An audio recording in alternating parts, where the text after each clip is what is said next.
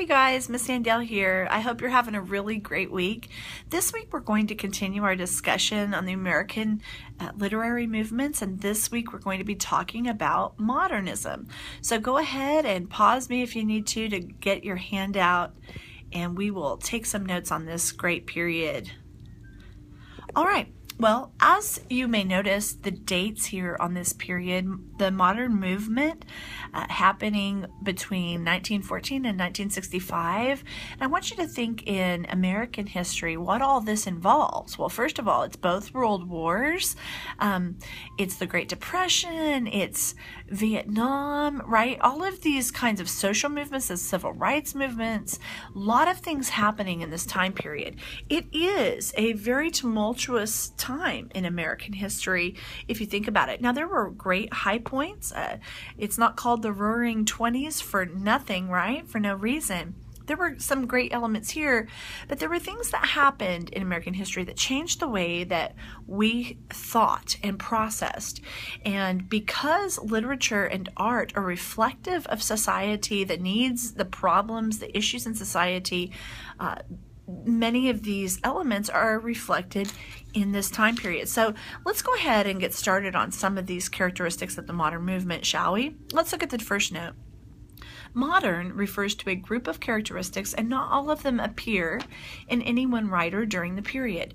So what this is saying is that we have compiled, this is from that literary dictionary, right? We have compiled a series of characteristics that seem to be true for this authors of this time period and thinkers of this time period. Not all authors share the same characteristics, but certainly there are similarities amongst them. Number 2, a reaction against realism and naturalism and all the scientific postulates on which they rest. Well, we talked about how important it was for the realists to fact find and tell things that were truthful. But this here is, again, a reaction against the movement that happened before it, and we'll find out exactly how. Now, they tell you here that it began with World War I. It was marked by the strenuousness of that experience and by the talent and experiment that came during the 20s and fell away during the Depression of the 30s. World War II profoundly marked everything. Okay, please note this quotation mark. A period of uncertainty, a sadly diminished age. And the world wars really wreaked havoc on people's notions of global stability. I mean, Lord, we can really relate with that today, right? With the headlines happening, that just really awful things can happen no matter where you are, no matter where you are on the planet right now, no matter what time of day. I mean, they're just crazy things happening that are very similar to this.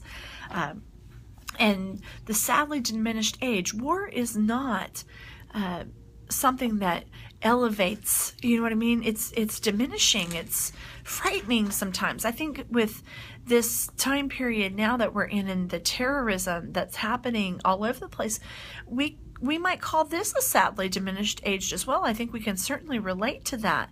The horrors of war. I remember in classes that I've taken on this time period, they really discuss the dropping of the bomb in Japan and all the innocent people that got wiped out in that nuclear bomb, atomic bomb, and it really affected and impacted people, okay? Because not everybody there was guilty.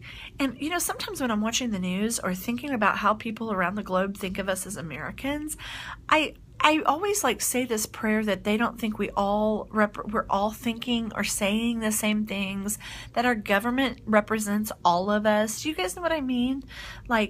I don't know. I don't know. I know how easy it can be when that's all you're being fed through the media is this is how Americans are. And we don't always agree with those people who are, most visible or most vocal. And anyway, so just some notions here of interest. The next thing it says is there is a strong and conscious break with tradition. There's a questioning of tradition. Because of all of this that happened during these wars and the hardships, the injustices in the civil rights movement, because of this, people question things. Well, why do we do the same things that we do? Why are we all involved in this awful process? Or why are we backing this? Why are we suggesting that nothing's wrong with this? Why We can't live like this. So there's a questioning of traditions.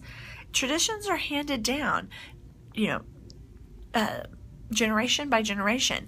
I heard an interesting story at church one time, and it's a story that goes around, so I'm sure that you know it too. I heard a story about a woman and her mother, and she asked her mom when she used the oven and baked like a turkey or something, it was a meatloaf. She always cut her meatloaf in half and put it in her oven, and the daughter asked, why do you do that? And the mom said, well, my mom did it. We all do it. That's just how we do it. And come to find out, the whole thing started because when the grandparent had been making this meatloaf or turkey or whatever it was, the stove that they used was so small that they had to cut it into a smaller bit. But the mom didn't have a smaller stove. She had a large enough stove to cook it all, but she was doing it because she had done it before. That's how it had always been done. And so there is, I think, positively here, this great questioning of why do we do the things we do? Why do we say or act the way we act? Why do we do these things? A questioning of tradition for tradition's sake. Let's go to the next one.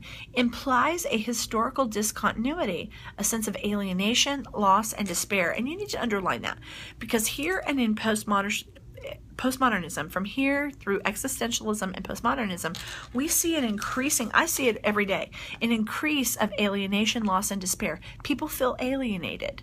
They feel like they have this sense of loss and even despair, and we see it increasingly so in people around us. And we'll talk about that as we get to those other movements, but here you start to see this feeling emerge. All right. Rejects history and the society where history is a matter of record. Okay, here's where we start questioning our history books. And I think this is a good thing, don't you? I mean, people before this time assumed that the people who were telling us what was true about history were telling the facts. There wasn't what we do today where we just question it. We're like, well, who wrote that? And what was their worldview? And what aren't they telling us? And by the way, if you're not thinking like that, you need to be thinking like that, because somebody wrote it. Somebody had a perspective when they wrote it, an outlook. And what they came to find out was that not all of history was being told, and not all of history was allowed to be told in more of an unbiased light. I mean, people would freely just leave things out or not include it at all. Native American history, whatever they got was so minuscule. I mean, the Trail of Tears, the hardships, what the U.S. government did to Native Americans, that's just one example. Those things had not been included in the history books. And people were starting to ask, why? Why are you leaving this out? What else aren't you telling us? Right? And so it's interesting here, we start to ask questions. And again, I don't think this is a bad thing, that people are held accountable for what they're saying is history, right? All right, let's go to the next one. The next thing says, they centered in the experimental examination of the inner self. So what started with Freud becomes something that we become passionate about, and we still are. The importance of looking at the inside, the psychology of an individual.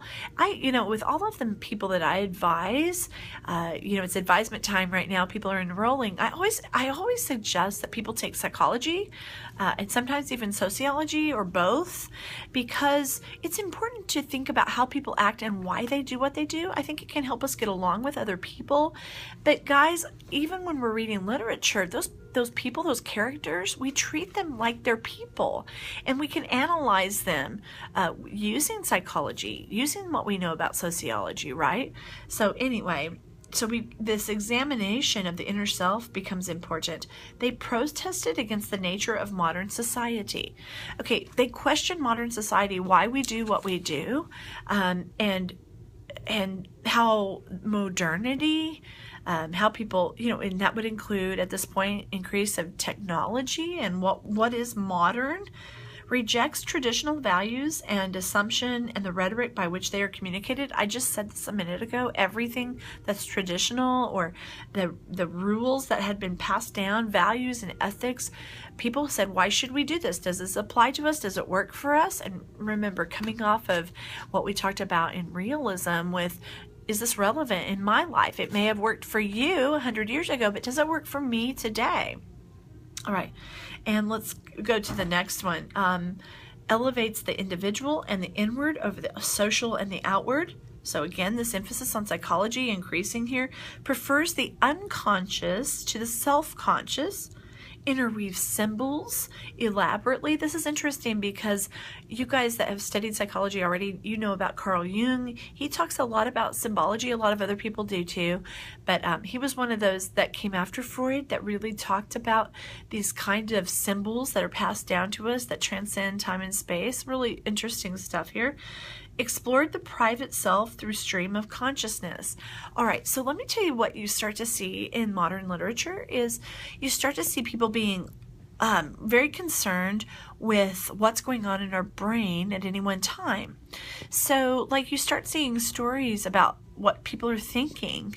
I wrote down here one of the people that wrote Ulysses, and I think it's on the next page there, James Joyce, who was not American, but his Ulysses is an example of a stream of consciousness. Jack Kerouac and other Americans were very stream of consciousness later on. They just wrote what was on their mind to write, or they'd spend chapters talking about what someone was thinking in a day, which is, again, experimental exploration of the thoughts of a person and then writing a whole book about it. That's kind of interesting, isn't it? All right, so the next thing that it says is it explored, okay, we said stream of consciousness, reveled in a dense and often unordered actuality as opposed to the practical and systematic, because that's what they saw was chaos. I mean, this is unordered actuality. This is dense. Created and informed essentially anti-romantic analytical criticism, which is called literary criticism. All of you English majors will probably have to take this course either your junior, senior year, or when you get into your master's level classes, even PhD classes, where you learn to analyze and apply lenses to what you read, and reading with a particular viewpoint to further inform your discussion or analysis. Okay, so that's really important as well. Let's go to the next couple of things. In this movement, we can see a reflection of the attitudes and assumptions of the existentialists. Hopefully next week we'll talk about existentialism. In this modern movement, we see what will develop into this very huge movement within a movement, which is existentialism. So we'll talk more about that next week. And then the final note here says, however much they oppose some established present order, they create within themselves an ordered universe. I mean, the truth is that human beings tend to try to establish some kind of order. I mean, that's just truth. Otherwise, it's chaos and anarchy.